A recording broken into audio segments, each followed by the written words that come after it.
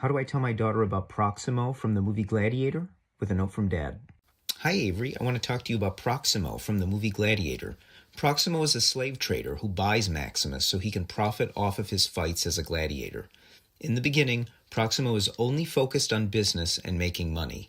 He is cruel to others and only cares about himself. Proximo used to be a gladiator. He fought well and was granted his freedom.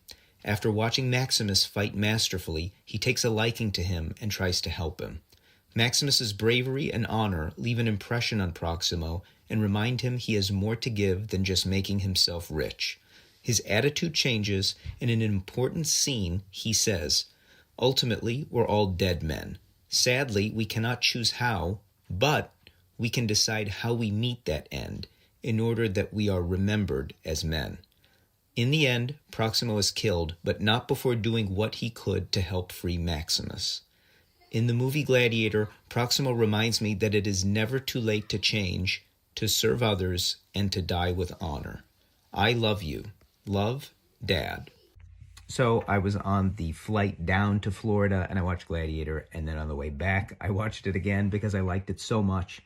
And I had watched it in high school, and it was a really formative movie for me, and it was so good to watch it again after all these years.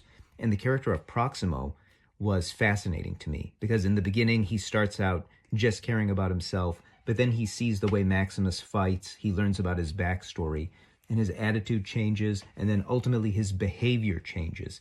And it's cool that when you behave a certain way, you're going to influence your friends, you're going to influence all the people that see you. And that's a really cool message from the movie, and it's true in real life. And that's why I wanted to write this note about Proximo, a secondary character in the movie, but a very important one. And you see his evolution from just being someone who cares about himself and making money to someone who's willing to die for the right cause. And that's a really important message, and I wanted to share that with my daughter and with you, and that is today's note from Dad.